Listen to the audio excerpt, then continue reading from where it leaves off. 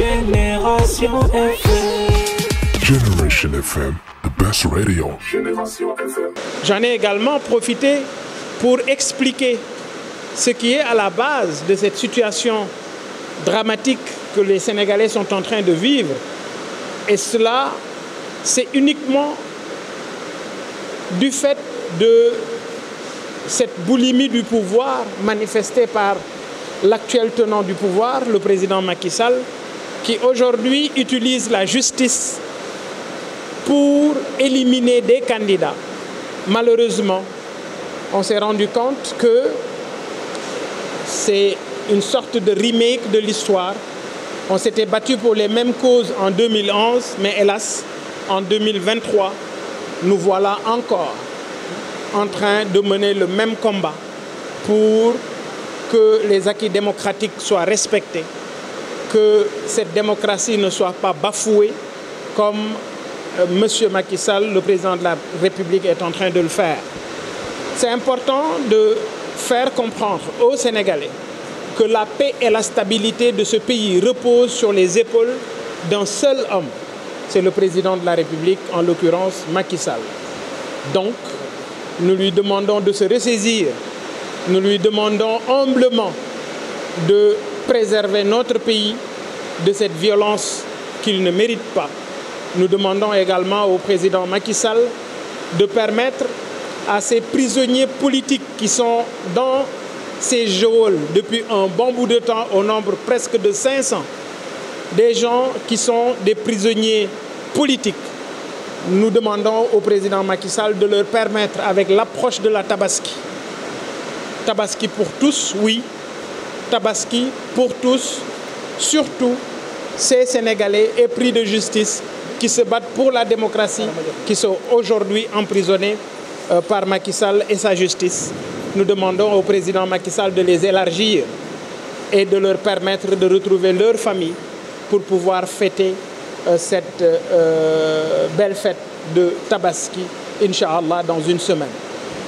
Permettez-moi également de lancer un cri de cœur par rapport à ce désarroi constaté suite à cette situation qu'est en train de vivre le président Ousmane Sonko. J'ai profité de ma tournée pour demander à toutes les familles religieuses visitées et cultuelles de prier pour le président Ousmane Sonko, pour cette injustice qu'il est en train de vivre, mais également que Dieu lui donne une carapace assez solide et qu'il soit assez fort pour faire face. Heureusement que le peuple est debout. Les Sénégalais se sont mobilisés comme un seul homme pour dire non à cette forfaiture du président Macky Sall.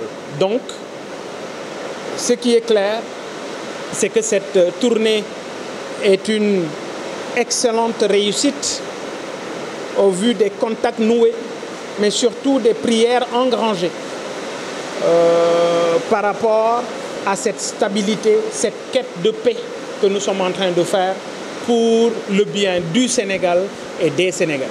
Et sur quoi vous l'attendez pour le discours du 25 prochain, puisqu'il doit faire un discours? Ben écoutez, je n'attends absolument rien du président Macky Sall. Pour nous, ce dialogue est inopportun.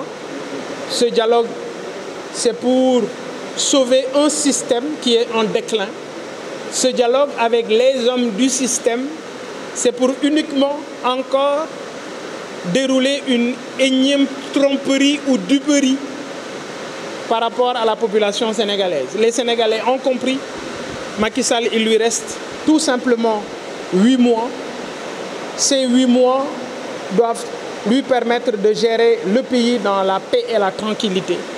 Organiser des élections transparentes, une élection présidentielle à laquelle, bien sûr, il ne peut prendre part, parce qu'étant exclu par notre Constitution. Mais ce qui est clair, je l'ai dit et je le redis, il va tenter un coup d'État institutionnel ou constitutionnel. Comme l'a si bien rappelé le coordonnateur du F24, le président Macky Sall cherche à prolonger son mandat de 2 ans. Qu'il se le tienne pour dit. Il ne fera pas une minute de plus au palais de la République. Et si jamais il le tente, nous serons obligés d'utiliser tous les moyens en notre possession pour aller le déloger au palais. Génération FM. Generation FM, the best radio. Génération FM.